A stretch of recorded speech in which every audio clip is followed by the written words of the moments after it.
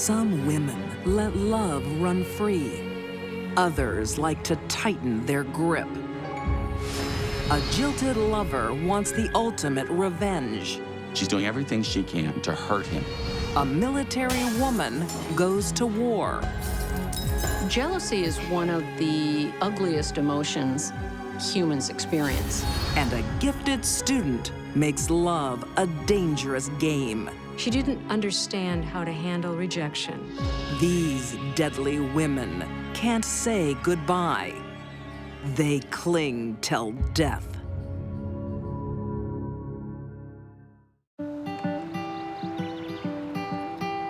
In the middle-class suburbs of Denver, Colorado, a portrait of family happiness.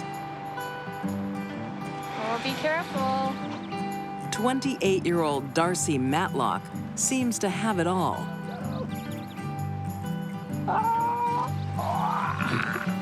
Darcy had a good job.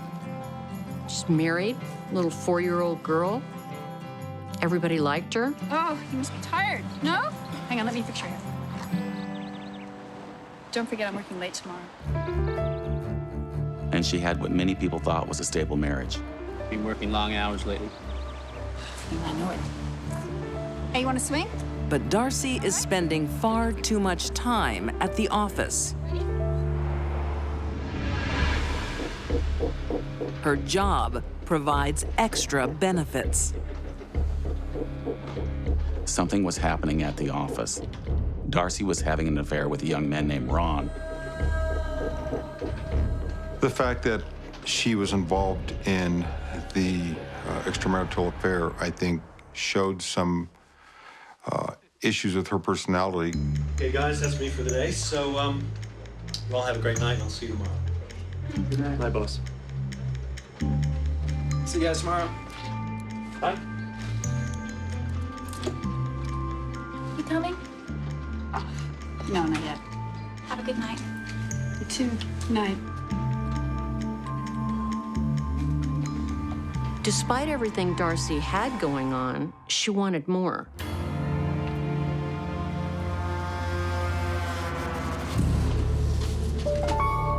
What happens in the office doesn't stay in the office. Once Darcy started the affair, everyone in the office knew it.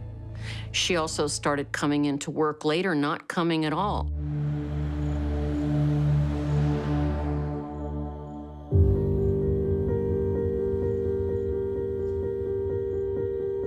Before long, her husband hears all about Darcy's affair.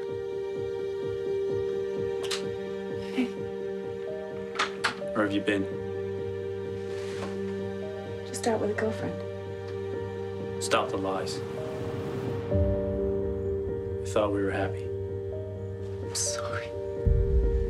Darcy's life started to unravel. Not only does her husband leave her, he takes their daughter with him. The killer for her was that she lost custody of her daughter.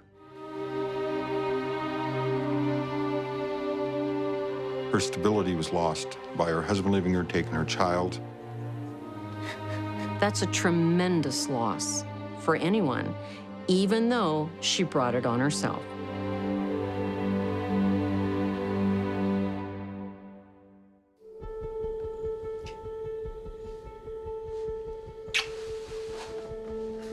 I miss her. You'll see her. Darcy seeks comfort in the arms of her new lover, Ron Griffin. Well, you've got me. She moved in with her boyfriend, Ron. But she was very depressed about losing her marriage. But her live-in lover isn't always the comfort she needs. I don't think Ron was very happy, and things disintegrated in that relationship. You are so funny. No, really, like I did exactly the same thing last weekend. Darcy reveals her true colors, all of them dark. Were you hurt? Oh, no, no, I'm fine. Excuse me.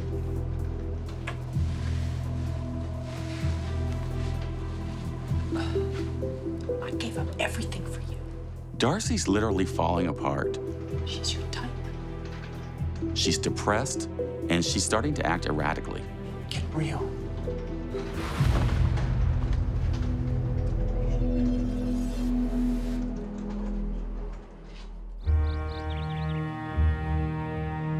The cheater now fears she's being cheated on. Where are we going? I'm meeting the boys. Without me? Darcy blew up her own life, I do everything with you. but that wasn't enough. She began to go after Ron. I'm going. What? You're not going anywhere. I am. But her tantrums don't bring Ron to heel. They drive him away. Trouble with Darcy was just a drip, drip, drip. She lost her husband, she lost her child, and now she's lost her boyfriend.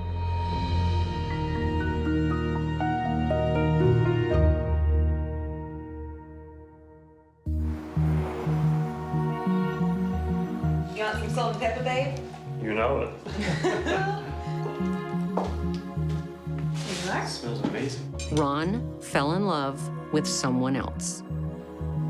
24-year-old Andy Hanks Griffin To us. is single and stable. He found a young, pretty young woman, Andy, that he'd fallen in love with. How's work? It was good. It was good. I missed you, though. I missed you too. A whirlwind romance leads to marriage. But Darcy can't accept she's been dumped for a second time. This fueled an obsession with Darcy. I mean, she could not stand that she lost Ron. Harassing the newlyweds isn't enough for Darcy. She wants Ron to suffer. She started stalking, sneaking around. She wanted to hurt him deeply.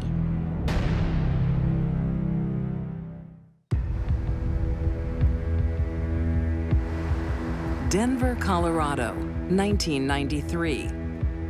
Darcy Matlock's office affair costs her her marriage and daughter, and now her lover. But she's not taking it quietly.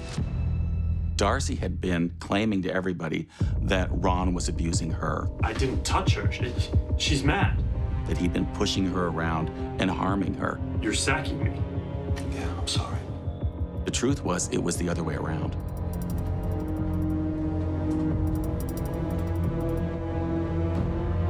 But that wasn't enough. She wanted much more.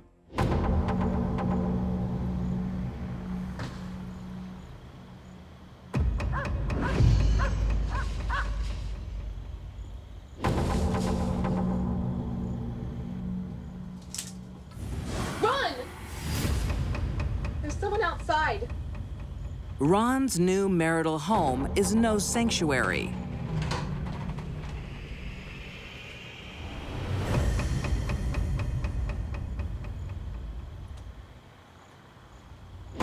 She's doing everything she can to hurt him, to get him back for leaving her. I think you're feeling threatened. You're feeling under the gun. You feel like this person will just not let the relationship end. Darcy's stalking steps up a notch. Hello. Enjoy your dinner tonight. What? You know you're living with an out-of-work loser. Darcy, stop this! You know you won't. Darcy was consumed with jealousy.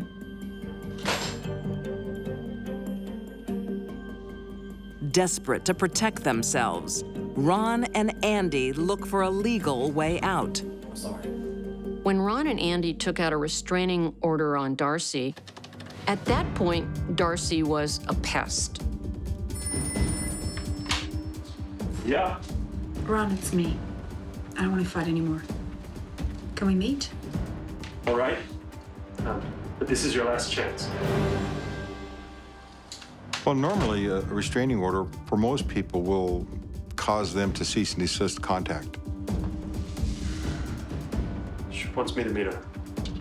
Well, if you think that's a good idea. I won't be home. I don't think they knew she was dangerous, but she was about to show them that they were wrong. On December 6th, 1993, Ron waits for Darcy in a local parking lot.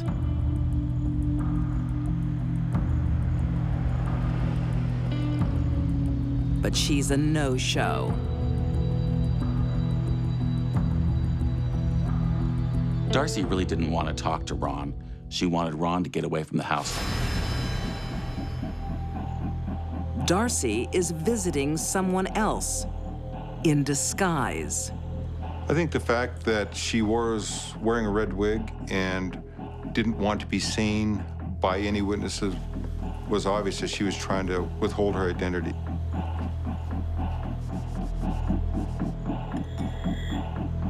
Neighbors reported seeing Darcy pacing back and forth.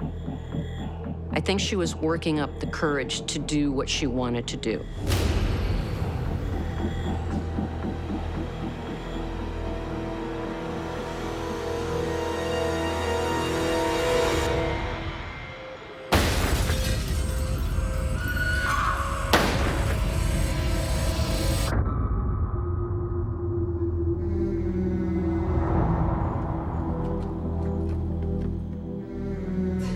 She made it as far as the front door of her apartment and collapsed. When we got there, that's where I saw her. I was laying on the ground, partially in, partially out of the apartment in the hallway. I don't believe she was breathing at that point. Most people would think killing Ron would be her ticket for revenge, but really, killing Ron just kills Ron. To ruin Ron's life would be to kill the one he loves.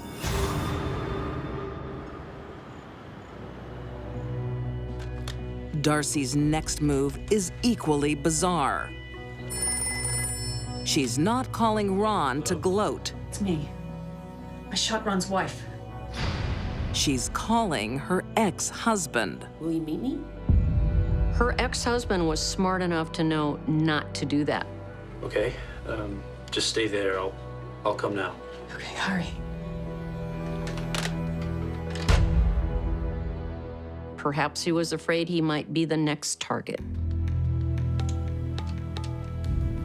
Want to report a shooting?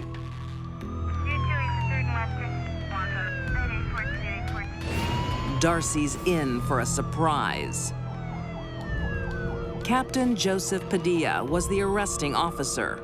When I pulled up, there were several police officers surrounding a car. Ma'am, open the door. She pulled her hands inside. She went for a gun in her lap. But I reached down and ripped it out of her hand and pulled it away. Get out of the car. We disarmed her that way.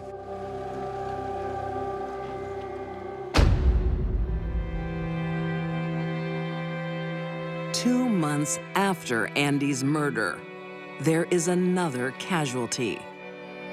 Ron loved Andy so much, and Darcy really did ruin his life to such an extent that Ron took his own life 2 months later.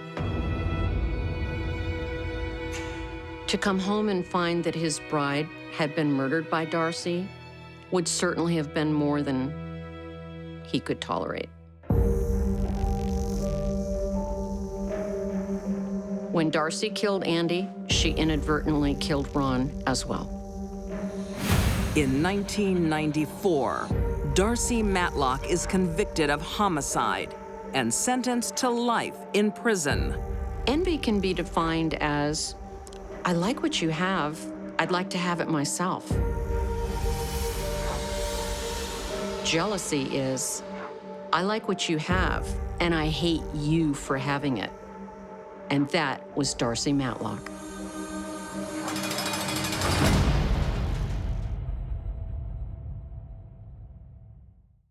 Oh, you can't say that. For some women, attraction begins when love breaks down. Yeah, definitely she's becoming a stalker. When attraction turns to obsession, She's not going to have relationships with other people. there's no way out. You should never have sex with a crazy ex.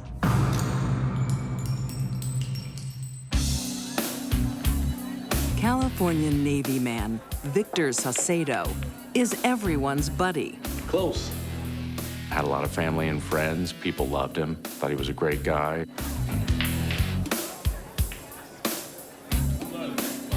Even, women that he had dating relationships with in the past, they continued friendships after they broke up. And the popular man has no trouble making new friends either, like fellow Navy recruit, 22-year-old Vegas Bray. When Vegas met Victor in the Navy, they were smitten immediately. I just watched you walk in and I couldn't help but come by you drink it. Vegas Bray was an intelligent person. Thank you. And socially, liked in a lot of ways by the people that knew her. In 2010, they join ranks, but there's someone else in the picture too. Come on, son, let's go. The apple of Victor's eye. Come on, you can beat the old man. Victor had a son with another woman. They weren't married, but they kept in contact, and they were friendly. But that is Victor. He works hard to get along with everyone, no matter the circumstances. Hey, what's up? Hey, babe, how are you? Come on, take the shot. Who's that? Who are you with? Oh, that's just my son's mom. What is she doing there? She didn't want Victor to be with anyone else but her. She's just picking our son up. Are you seeing her? Get real, I'll talk later. Vegas had to be the only person in Victor's life, and that included his son. Almost there, come on. Good job, my man. The new love of Vegas's life is a man of ambition. Had served his country and was moving on to the next step to better his education and move on with his next career. He continued his studies. He wanted to get a degree so he could get a good job. Vegas is not a sharer. What are you up to? Want a sneak peek of my new uniform? She knows she has a good man, and she's determined to keep Victor to herself. She thought that the sexual way of getting things was the only way to get things. Unfortunately for Vegas, everyone loves her man.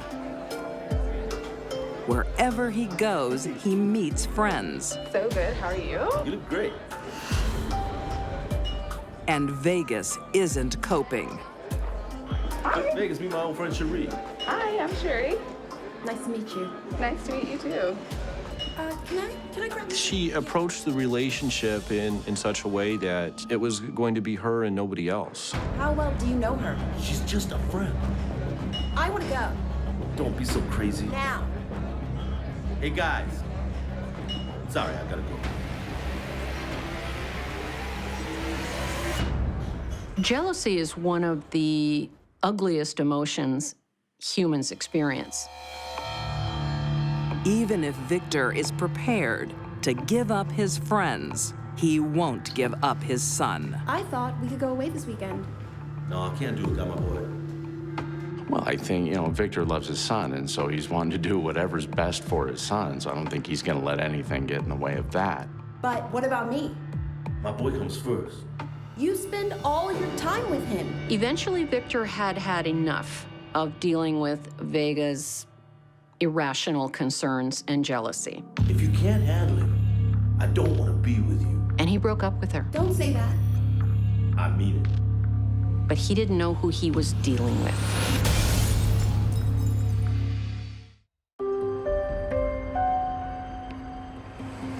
2012, San Diego, California. Vegas Bray has been dumped by boyfriend Victor. Instead of moving on with her life, she starts pulling childish pranks.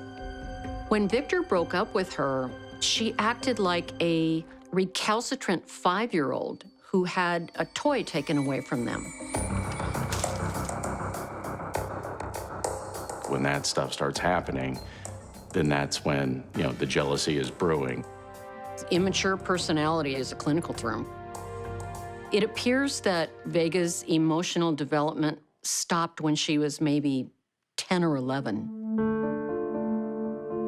The age when Vegas's mother abandons her. It's a fact that her mother deserted her. Sounds like a rough childhood. Vegas had some real challenges growing up with abuse and difficulty in relationships that were just never resolved. It very well could have contributed to the difficult relationships she had with men, in particular, Victor. Victor's had enough of her childish games and moves to a new address. Man, he's fast. Oh, did you see that? Do the corner to the side of it.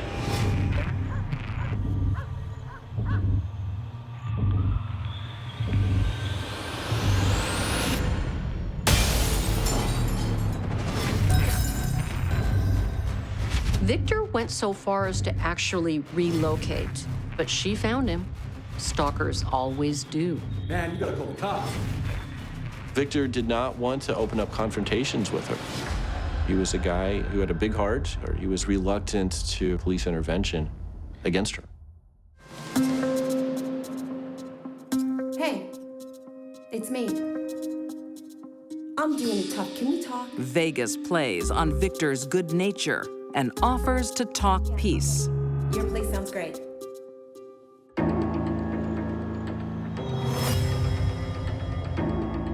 They drank together, caught up, talking with each other. That probably was not a good move. That's only going to make her feel closer, more possessive, and, get her hopes of that something's going to rekindle. Victor let his guard down and let Vegas get close to him once again. And I mean really close. What they had done was a bad idea. Just how bad it was, and that, just how unstable Vegas actually was.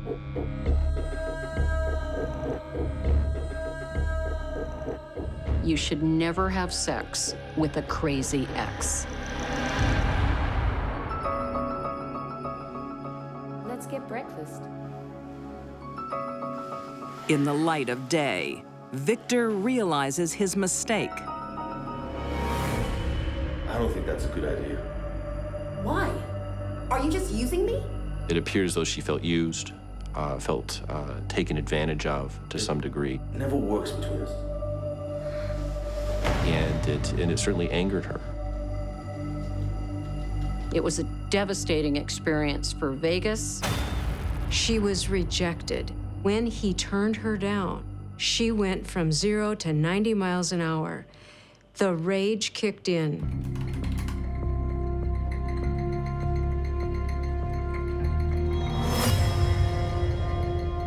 Somebody who is obsessed with you, owning a gun, is a lethal combination. There's only one reason a stalker gets a gun, and I think we know what it is. On October 16th, 2012, Vegas and Victor meet one more time. Are you gonna let me in? Yeah, of course.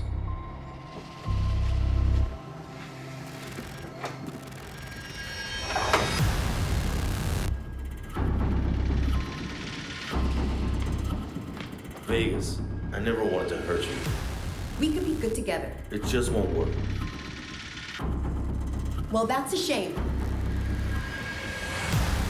I don't know what to say to you. Vegas, no, don't! She surprised him. She shot him 6 times. She very coldly pointed the gun at his head and fired rapidly 3 more times. She wanted him to get the message. You can't leave me. Bang, bang, you're dead. I think when she goes to the apartment, she's made up her mind. She's got a gun, it's loaded.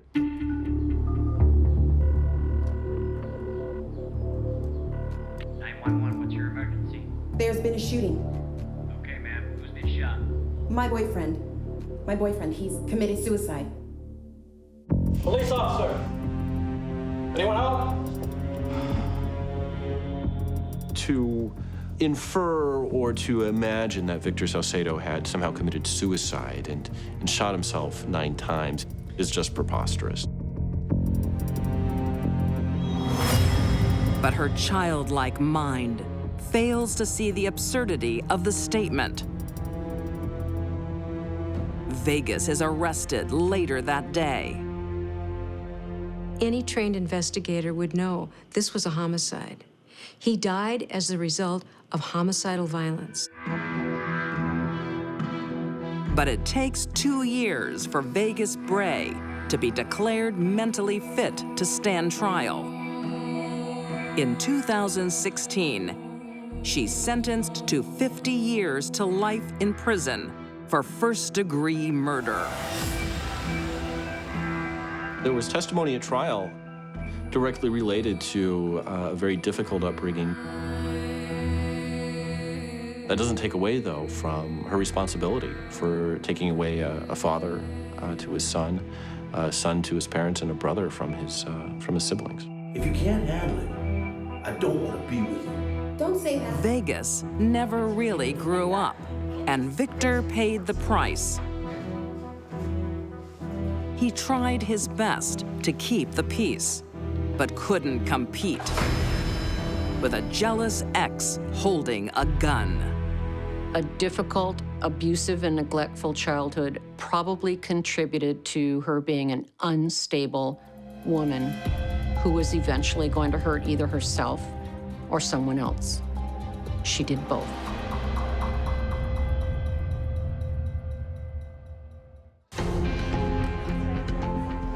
Brains and beauty. Looks, money, everything. Some women are blessed with both. There was nothing standing in the way of her future but herself. But it's not always a winning combination. She didn't understand how to handle rejection.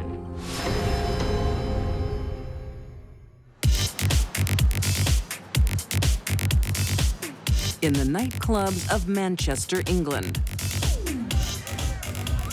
Mindy Sanhara attracts a lot of attention. She was absolutely stunningly gorgeous looking. She was very, very bubbly personality and popular with a lot of friends. She's a stunner. In 2005, the 21-year-old catches the eye of Sair Ali. Oh, you've got to introduce me to her. Sair Ali was a very popular guy. He was a very good-looking man. He was a man about town. He is a successful businessman, and Mindy is about to graduate as a dentist. Was a straight-A student in line for a first degree. I'm in the mobile phone business. What about you? And she had a top job lined up at a dental practice. How are my pearly whites? They look good to me. Mindy had everything going for her. Everything. Want to go somewhere a bit more private? Sair oozes confidence, too. Yeah. At just 23, he's already a self-made man.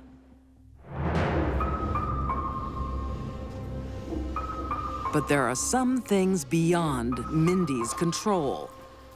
Her new relationship is a forbidden love. Sair was Muslim and Mindy was from a Sikh family. So the two religions were never going to go together, and Mindy would never be accepted by Sair's family. Please, Mindy, we've got to go. Why do we have to sneak around? Because of our families. But we're in love. But Mindy thinks love can conquer all. Mindy wanted more. She saw Sair as a future husband. Let's not fight. Not with me going on a pilgrimage. He told Mindy he was going to Saudi Arabia for the traditional Muslim pilgrimage of Hajj.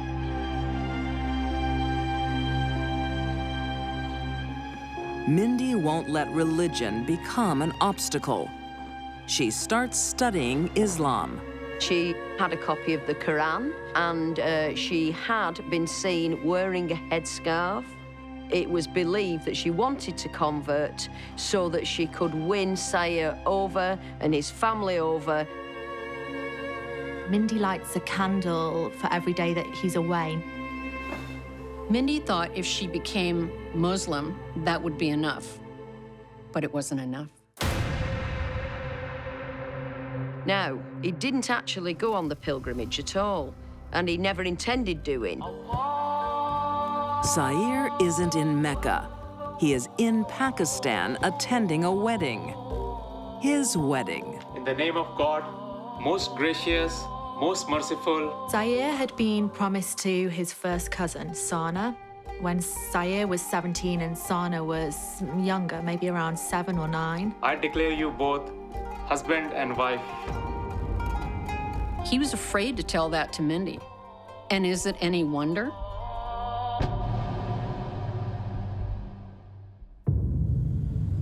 Mindy is in for a shock.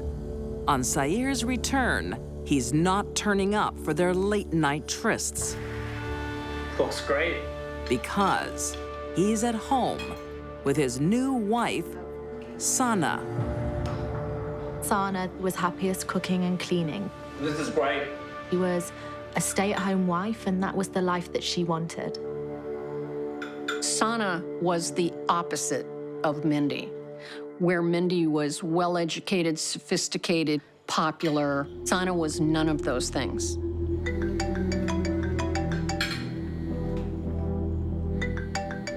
Sorry, go on, take this.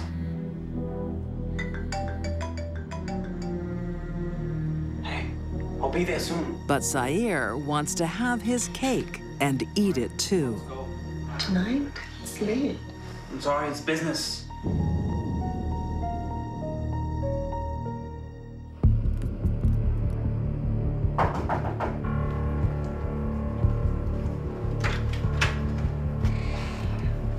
Oh, come on! What do you expect? I'm sorry I'm late. I just want us to be together. Forever. What? I've got something to tell you. I'm married. It would end most relationships, but not this one. Sayer smooth talks Mindy into a new arrangement. Sayer and Mindy actually entered into what's called a mutar. Under Islamic law, if you've already got a wife, you can have a sexual relationship with another woman as long as it is under the proviso of this mutar. We can still be together. We can make this work. Mindy ended up degrading herself and her values when she agreed to be Sayer's temporary second wife. She would do anything to keep him in her life. English beauty Mindy Sanhara will do anything to be with her lover, Sayer Ali, including becoming his second temporary wife. You look happy. In the spring of 2007, newlyweds Sayer and Sana Ali have some exciting news. We're having a baby.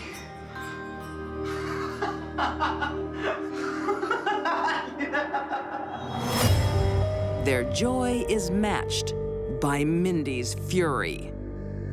Sana's pregnant with their child, a boy. Sayer and Sana even have a name picked out for him. He's to be called Abdul. But there is already a third person in this marriage. When Mindy looked at Sana, she saw an obstacle to her own future happiness. She would ring him and text him, and she'd be on the phone ranting. Did I disturb you? Making love, were you? You make out a lot. Do you? You've got to stop calling me. She asks him regularly, did they have sex the night before? She texts and calls him wanting to know what his movements are with his wife.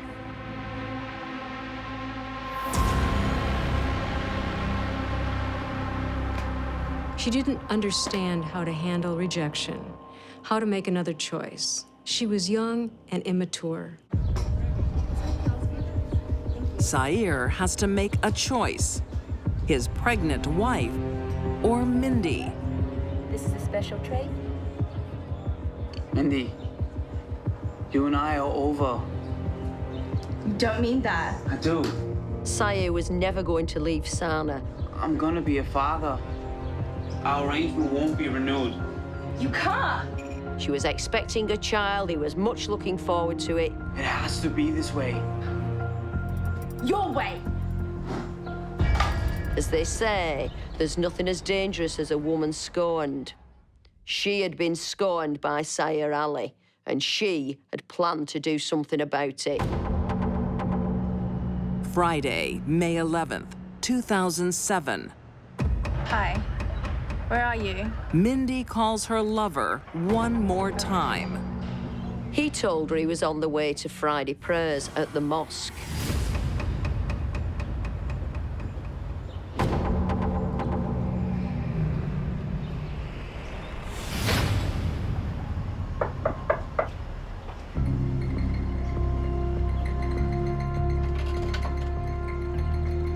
Yes, can I help you? Hi, I'm Mariam. I'm a friend of your husband's. I just wanted to congratulate you both. Oh, Miriam, how nice of you. Mindy poses as a friend of Sayer's. Thanks. There was no reason for her not to let Miriam into the house. Come in. You've got the scheming, outgoing Mindy, and you've got the quite unworldly Sana, who's naive and vulnerable, and she lets Mindy inside. The two then went upstairs and chatted. And this is the two of us right after the wedding. Sana got the albums out and was showing her wedding photographs. Family. Can I use your bathroom? Of course. Thanks.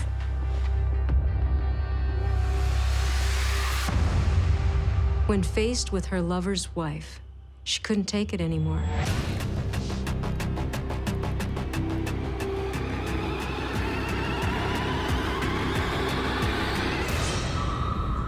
She vented all the rage she felt at him on his new young bride. Sana would have been in terrible pain, and Mindy would have been raising the knife, plunging it in. Sana would try to push the knife away with her hands. Mindy stabbed Sana a total of 43 times. And there's one more victim. After Mindy had already stabbed her many times, she lifted her shirt and plunged the knife into her lower abdomen. I think she was specifically killing the unborn child. That was what gave her boyfriend, Sayer, the greatest joy, was that his new bride was pregnant. Mindy carefully cleans up. She trained as a dentist. She knew the importance of keeping things sterile, and she believed she'd plotted the perfect murder. She left the house via a kitchen window, closed the window too, thus leaving the perimeter of the house looking fully secure. With Sana out of the picture, Mindy calls her lover. He was chatting to him as normal as anything and asked, would he be happy to go on a weekend away with her? Later that day, her sister-in-law finds Sana, miraculously still alive. But neither she nor her unborn baby can be saved. She would be mortally wounded. She didn't die fast. She suffered. In a crime like this, it's routine for the husband to be a prime suspect. The police seize his phone, and that's a problem for Mindy. She knew that we'd taken Sayer's telephone off him, and we would soon find texts and calls to do with Sayer and Mindy, and she knew she would soon come on the police radar. I'm friends with Sayer Lee. I believe you may want to talk to me. So she contacted the incident room and said, I'm a friend of Sayer Ali. I believe you might want to speak to me. Mindy, in interview, was very cool, calm, and collective.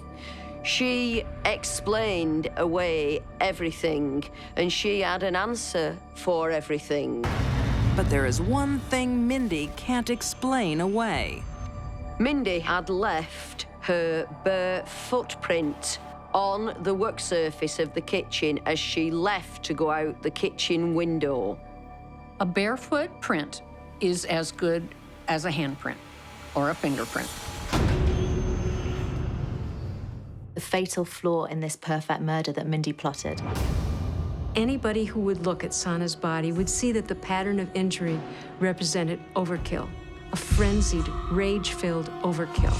There was only one person that fit that bill, and that was Mindy. In 2007, Mindy Sanhara is convicted of murder and sentenced to life with a minimum of 14 years. Mindy was the ultimate woman scorned, and her scorn was deadly.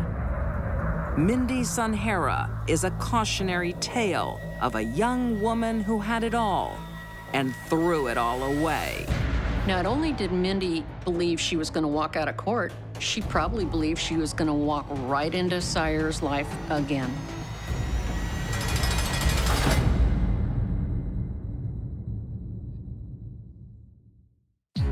These deadly women refuse to give up their men. Darcy Matlock's office romance became a fatal obsession. Vegas Bray stepped between her lover and his son, and Mindy Sanhara's jealousy destroyed innocent lives. Instead of leaving in peace, they chose to cling till death.